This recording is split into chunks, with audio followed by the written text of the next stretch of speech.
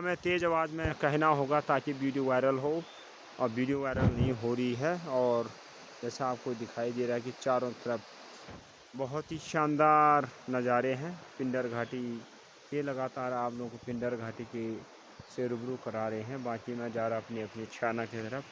अभी सुबह के टाइम होगा, अभी कहीं कहीं साफ दिखाई दे रहा, कहीं गजरों बिल्कुल भी आपको धूप अंधेरा ही दिखाई देगा। और सुबह के टाइम पर इधर भालू की डर भी होती है इस इलाके में। लगभग रास्ते बिल्कुल एकदम सूख चुके हैं।